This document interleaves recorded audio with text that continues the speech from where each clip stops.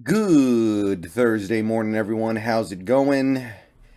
Got a little bit of stuff to go over today, but before I get into the meat of this video, me and the Hawk's Nest will be streaming live over here on my channel this week. Later tonight, should start around 7 o'clock, maybe a little later, but should be around 7. We'll go for as long as we need to go. We're going to talk about more free agency stuff. We might talk about some of the stuff that I'm about to talk about in this video, actually, but we're going to have a lot to say about how to fill the Seahawks' needs with outside free agents. We're going to have a lot to say about how to fill out the rest of this roster before the draft. So tune in. Like I said, should be on this channel about 7 o'clock tonight. Be there, and we'll have fun. We reply to some comments throughout the stream, and even if you don't get your comment replied to, you can still sit back and have fun and watch us talk Seahawks. So I gotta be honest, I wasn't originally planning on making a video about this, but I've gotten a pretty decent chunk of people in my comments, in my stream chat, even in the Discord, talking about this. And they've been asking me what I think about it. And like I said, this is not really the kind of stuff that I'm that interested in. I honestly don't really care what Richard Sherman has to say about the Seahawks and Seahawks fans right now. I'd rather be sitting here talking about how, hey, the Vikings didn't get Jim Harbaugh. That was something that I was actually kind of worried about, the Vikings becoming a potential NFC powerhouse with Jim Harbaugh showing up. But that is not what is on the minds of most Seahawks fans right now. What is on the mind of most Seahawks fans right now are some incendiary comments lobbied by Richard Sherman. So I guess I'll just say that I'm happy Jim Harbaugh remains in college football and leave it at that. But let's dig into this a little bit, because it's not just Richard Sherman. Although he's the main instigator here, there was also a little bit from Cliff Avril and KJ Wright. So 3 former Seahawks sounding off about how they feel this organization is and where it should go and what they think about us fans. And before I get started, let me just say something about Sherman first and foremost, because he made the most incendiary comments here. I don't hate Richard Sherman. I do think that he's a pretty sharp guy, and I do think he has some good things to say. And I even think that in the podcast where he made some of these comments, he had some good things to say. But bottom line is, you people need to remember something. He doesn't like us. That's the thing that I feel like some people were forgetting when they saw these comments, because I got some people who were posting a link to this podcast, posting some transcripts, some quotes, and they were like, I never really thought about it before. If Sherman is saying it, then maybe we need to take it seriously. If Richard Sherman thinks this, then maybe we should reconsider our position here. No. Okay? Not because he's 100% wrong, not because there's no chance he has a point here, but you guys need to understand, he doesn't like us, okay? Richard Sherman does not like us. He makes that clear in his comments. He doesn't like us. He doesn't really like the Seahawks organization. He feels like we did him wrong when we let him go when he was in the middle of rehab for an Achilles tear. And beyond that, he doesn't really like Russell Wilson. He's made that clear in the past as well, and he makes it clear in these comments. So he is coming at it from a completely different perspective than fans, and he's even coming at it from a different perspective than somebody who's objective, somebody who's an unbiased reporter. He is a biased reporter. He doesn't like us. And I'm not saying that that means he's intentionally offering bad advice in the hope that we listen to him and do the wrong thing. But what I am saying is that you can't assume that he has our best interest in mind. He does not like us. So some of the things that Sherman said in this podcast that were directed at the Seahawks and their fans, like I said, some of it got some valid points for sure, but I want to focus on some of the bigger things that he said. One thing that he really got into here was this idea that Seahawks fans are spoiled or unfair or unreasonable in their demands. And let me get out in front of that right now and say I have no time for anybody who says that about not only Seahawks fans, but a vast majority of any sports fan base, okay? Call Patriots fans spoiled. 6 Super Bowls, 9 AFC titles in 20 years. Yeah, if you see a Patriots fan crying because they lost in the playoffs to the Bills, yeah, you tell him he's spoiled. You smack him and tell him to shut up. Tell Warriors fans they're spoiled. They won 3 titles in 5 years, made the finals, 5 years in a row. Yeah, okay, if a Warriors fan starts to buzz a little bit, you tell him, hey, knock it off. Hell, maybe even you could call a Chiefs fan spoiled. 4 straight AFC title games hosted in Kansas City, 2 Super Bowl trips, 1 win. Okay, you could probably go up to a Chiefs fan who's crying right now and tell him, knock it off. We don't want to hear that. But don't tell me a team like the Seahawks that has not made a run to a conference title game in 7 years is spoiled because they want more. I got no time for that. And not only do I not have time for that, I ignore people who say things like that. I see that sometimes. There are some people, even people within the Seahawks' own fan base, who will call other Seahawks fans spoiled because they want this team to be great. I don't pay attention to any of that. I think that is beyond ridiculous, especially during a time when you supposedly have one of the best quarterbacks in the league and one of the best coaches in the league. I mean, they're both paid like it, at least. So if we were going through a revolving door of coaches and quarterbacks during these last 7 years, then of course I wouldn't be furious stomping around because we can't make the NFC title game. That would be different. But for us to have kept the same quarterback and the same coach and make them some of the highest paid people at their positions across the NFL, and for us to not even get that far, I don't think I'm spoiled at all for saying that, hey, where are the results? And then he says that we hate accountability. And I'm sorry, I cannot help but see a very blatant contradiction here, okay? So he would go on in his little rant to say, you people who want to fire Pete Carroll, you're going to regret saying that. You're going to do nothing but lose when he leaves. You guys got to remember that you guys had never won anything before people like me and Carroll and Chancellor and Earl showed up. You guys had never won a Super Bowl. We brought you a Super Bowl, and now you're asking for too much because you won 1 Super Bowl. So if we hate accountability, wouldn't we just be cool with whatever? If we hated accountability, wouldn't we just say, you know what, Pete, it doesn't matter that we've only won 1 playoff game in the last 4 years. You're good. It doesn't matter that this team hasn't made it to an NFC title game in 7 years, despite supposedly having a very strong coach-QB combo. That's fine. You guys can keep your jobs. Nothing needs to change. Everything's cool. So which is it? Do we hate accountability, or are we demanding accountability for a coach and maybe a player as well who needs to do better? And he also went on to say that if we release Bobby Wagner, then that's stupid, and if we release him, we will be rebuilding for sure. Okay. We basically lost Richard Sherman, Cam Chancellor, and Earl Thomas all in the same offseason. I know Earl came back, but he only played in 3.5 games, and then he never played for us again. So 3.5 games, we basically lost all 3 of those guys at the same time. Pro Bowl caliber defensive backs, 2 of those guys going to the Hall of Fame, 2 of them the best players at their position of the era, and we didn't rebuild then. So why would losing a past his prime middle linebacker make us rebuild now? So I don't know where he's coming from at all. And to me, I want to go back to what I said at the start of this video.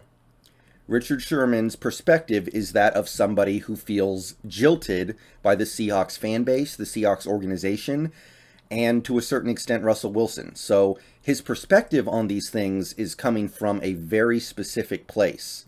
And that specific place probably still has a lot of love for Bobby Wagner because those guys grew up together. They were the 2 of the linchpins of one of the greatest defensive runs in NFL history, maybe the greatest, number 1 in points allowed 4 straight seasons. So I don't think Sherman has any beef with Bobby Wagner. He probably thinks that Bobby Wagner is as great as Bobby Wagner actually has been over the last 10 years. But in his mind, he probably thinks that Bobby Wagner is still the player that he was 5 years ago. He probably still thinks he's the best middle linebacker in the league. So Speaking of hating accountability, how about you hold Bobby Wagner accountable for the fact that this defense has not been top 10 once in the last 4 years since Sherman left? Bobby Wagner's been the central piece of the defense that whole time. He's missed like 3 games. So I'm not seeing how this makes any sense from Sherman. It sounds like he's just piling insults onto the Seahawks fan base without any consideration for how they fit together. So, I'm sorry, but to the Seahawks fans who were looking at Sherman's comments as like some sort of um, reality check where you go, wait a minute, maybe we're being unfair. Maybe we need to listen to what this guy has to say. I don't see it that way. I see a very bitter person. Okay, and Sherman, even when he was here, he did some things that I didn't really care for in terms of some of the ways he was putting himself out there and some of the ways he went after people. And look, I mean, like I said, I don't hate Richard Sherman, but you cannot deny that he's been very bitter. I mean, he had gone after Pete Carroll in the past, right? Now, for some reason, I guess he's cool with Pete Carroll, so I don't know what to say about that. I don't know what happened there, but now he's saying like, oh, Pete Carroll's the greatest thing that's ever happened to you people. You guys should be grateful that he's still your coach. Don't know really what happened there. A few years ago, he was saying that Pete Carroll lost his way, and we all hated him in the locker room, da-da-da-da-da. So, I don't know. It's hard for me to take this seriously as anything more than just somebody who doesn't like us getting on a soapbox and saying that he doesn't like us. And in that diatribe that he had, he also went after Wilson a little bit, said some things that were partially true, but he basically said, let Russ cook. He hasn't won anything, which is true, and everyone can have their own theory as to why that might be. But the bottom line is, this is not coming from somebody who has our best interests in mind. So that's the Sherman part of this. That's my final word on the Sherman stuff. A lot of what he says, it's contradictory to me. A lot of it sounds like somebody with an axe to grind. Talked about how ever since I left Seattle, they haven't had did he say Pro Bowl cornerback? He either said Pro Bowl or All Pro. If he said Pro Bowl, he's actually wrong because Shaq Griffin made the Pro Bowl one year. But it sounded like somebody who was like trying to dunk on us that we got rid of him too early and then he went on to be great, when the reality is that didn't happen. He had one more great year in Frisco, the year they almost won the Super Bowl, and he's basically been irrelevant otherwise. And he is irrelevant as a player right now. He's barely played in 2021, and I don't love his odds to be able to play in 2022. And he's probably not thrilled about the fact that he's out of the league, essentially, while Wilson is still in the league, and he doesn't like Wilson. He's made that very clear, so I'm not saying everything he's saying is wrong. He may end up having some points. Like, yes, we could fire Pete and then bring in another coach who's worse. That's possible. That is possible, but that's not a good reason to hold on to him if it's time to let him go. So, yeah, to me, a lot of this stuff is just somebody who's angry and has a lot to say about a group of people that he doesn't really seem to care for. Like it's our fault that we released him or something. I don't get it. Now, wrapped in this was also some things that Cliff Avril said. And, Cliff Avril, I love Cliff. I think we all love Cliff. He's coming from the place of a guy who actually started for an 0-16 team his rookie year and then eventually ended up here winning the Super Bowl on one of the greatest defenses of all time. He said some kind of similar things, but it wasn't nearly as incendiary. He just said it would be stupid to get rid of Pete, stupid to get rid of Russ, stupid to get rid of these people because of one bad year. I've already said what I'm going to say about the whole one bad year thing being bullcrap. But I understand why Cliff would stick up for his guys. And that's one thing you need to remember when these guys are commenting about issues like this. They are talking about people that they have a lot of love for. Richard Sherman loves Bobby Wagner. He probably still thinks Bobby Wagner is an amazing player. But I sit here and I watch every game. I watch every defensive snap for these last several years, and I see Bobby Wagner not having a big impact on games, being mostly a tackle farmer, and our defense not being that good over the last 4 years, with Wagner being the central piece of that defense. And I go, is he worth $20 million? Sherman is probably has more of a vested interest in Wagner getting to continue to play and continuing to make big money than he does our team having success. So, of course, he's going to come out on that side. Now, while we're here, that discussion kind of makes me want to talk about this next point, which I'm going to get into here. These were some comments made by KJ Wright, Cliff Avril, and I believe Richard Sherman may have also kind of echoed it. So KJ Wright recently, I think it was on the Sherman podcast, but it might have been on 710. Could have been both. KJ Wright suggested that Russell Wilson should take a pay cut to help the Seahawks. And I know Cliff Avril kind of echoed the same sentiment. So we've talked about this a lot. And let me be clear. If Russell Wilson wants to take a pay cut, that's awesome. And if he does that, that's going to help. So I want him to do that. But I'm a Seahawks fan. I'm not a Russell Wilson fan. I'm not one of Russell Wilson's family members. I have zero involvement or engagement in how much money Russell Wilson makes. Okay? Like, if it were up to me, Russell Wilson would play for free. That way we'd have more money to spend on other players. But I can't put that on Russell Wilson. I understand that he's a player who has a limited window to make a lot of money, and he's going to want to try to make as much money as he can. He's proven many, many times that money is very, very important to him. I don't know if you guys remember this, but I remember his agent, after his rookie season, actually came out and tried to get Wilson extended after his rookie year. Of course, that was illegal. You can't get off your rookie deal until after 3 years.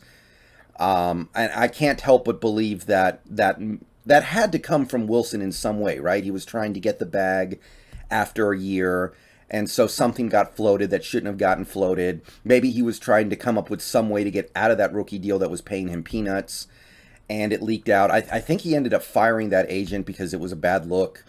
And every time we do a contract extension with him, he takes it to the 11th hour so we can get every dollar he can. And you guys know that I don't really get into that stuff. I don't really ever criticize Wilson for doing that because I would probably do the same thing too, and I can't blame him, okay? Yes, he's a millionaire, but the people who pay him are billionaires. Why should he give them a break? I've been over this stuff before. Again, if he wants to take a pay cut, that's fine. And if we're talking about restructuring, I'm all the way on board with that. I've said we need to restructure him. Wilson has no problem with being restructured, though. But if we're talking about him legitimately just giving some of that money back, taking a lesser contract, it would help. But I can't really put that on Wilson. And I'll say it again. That's not what the problem is with this team, really. You can't tell me that Russell Wilson is taking all our money and that's why we can't get other good players. It's not true. We have a bunch of cap space this offseason.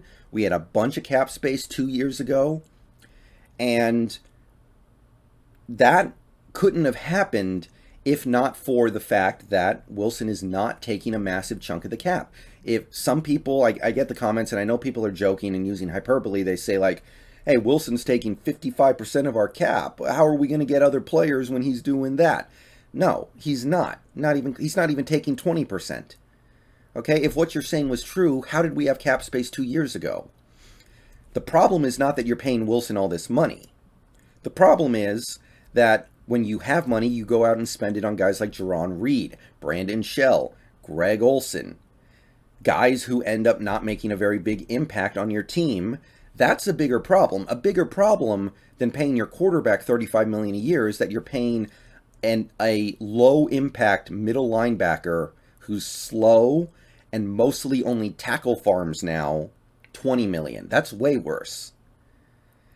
When I criticize Wilson, it doesn't come from a perspective of I want him to take less money.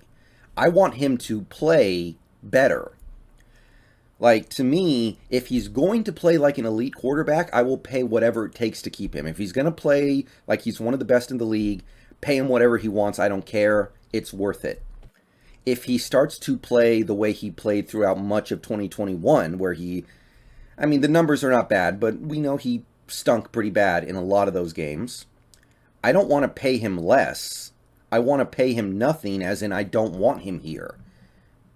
Do you see what I'm saying? If Russell Wilson is going to start playing like he played last year, where in some games he could have been Baker Mayfield and you wouldn't have noticed a difference, then I'm not going to say, okay, take a pay cut and I'll be okay with you being Baker Mayfield. No. If he's going to be like that, I don't want him here for any amount of money. There's enough money left under this salary cap to still go out and get good players. You just have to be smart. Don't spend them on the Greg Olsons of the world. Don't spend them on the Luke Jokels of the world if we're going to go back in the time machine a little bit. So, look, if Wilson wants to take a pay cut, of course I will love that. More money to spend. But there is still plenty of money. You are going to have to make some tough decisions, but are they really that tough? Is it really that tough to say we shouldn't spend $20 million on aging Bobby Wagner? Is it really that tough to say that $9 million to Gabe Jackson to be a slightly above average guard is the way to go? Is that really that hard? I don't really think so. So, while this would be cool, I don't think that this is a thing where Wilson's just being selfish. What I will say is that I find it very interesting that you're seeing this coming from two former Seahawks players who played with Wilson, KJ Wright and Cliff Avril. Usually, in my experience, players stick up for other players, especially when it comes to getting a lot of money. Usually, players want other players to get more money because it clears the way for other players, which could include themselves, to get more money. Quarterback sets the market, other quarterbacks are able to get more money, and other players at other positions set the market. It allows other players at that position to get more money. I remember reading stuff a couple years ago about how some of these other players really didn't like how Brady kept taking massive pay cuts or massive discounts because it messed with the market for other players. So, in my experience, players stick up for players when it comes to contract negotiation time. Or at the very least, they stay out of other players' pockets. They don't go after other players for taking a lot of money. In general, I think that players stick up for other players. So for KJ Wright and Cliff Avril to come out and say, you know, I think Wilson should give some of that money back, spread it around, let some other players get some. Kind of interesting to me. We know that several former Seahawks do not really like Russell Wilson. Golden Tate, I mean, that's a little different, but there's one. Michael Bennett to some extent. Richard Sherman's another big one. So the fact that KJ and Cliff would come out and say this, it makes me wonder if maybe there's not a lot of love there. KJ and Cliff don't really feel that way about Wilson. Maybe they feel that way more about Bobby, and they want Bobby to get paid. And they know that one way for Bobby to get paid would be for Wilson to give back some money to make up the difference, allowing Bobby to maybe stay at his massive paycheck this year of $20 million for the season. So that's interesting. That's something to think about, but I can't really agree with it. Of course, I would take it, but that's not the problem. There is money to spend anyway. So I've said it before and I'll say it again. We know there are several former Seahawks who don't really like Russell Wilson. Percy Harvin's another one, by the way. Although Percy, I don't think any Seahawks fans are siding with that guy. But based off these comments, it makes me wonder if KJ Wright and Cliff Avril are part of that group as well. And at a certain point, if this many former Seahawks players aren't willing to go to bat for Russell Wilson, it kind of forces me to revisit those discussions we had about Wilson back when Sherman was sounding off. I mean, Falcons players went to bat for Michael Vick after he was convicted of being a dog killer. So players stick up for players, and that's not what's happening here. Alright, so this was a long video, but I had a lot to say here. Those are my thoughts. Hoping I don't have to comment too much more on this situation because, again, no disrespect to these players, maybe a little bit of disrespect to Sherman, because I genuinely think this is just him venting his anger at our organization for some of the perceived slights. But I can't go with most of this. A lot of this doesn't make sense to me. I think a lot of it's untrue. Let me know what you guys think down below, but that's really all I can say about this one. Go Hawks. See you guys later. Hawks Nest stream later. You know what it's all about.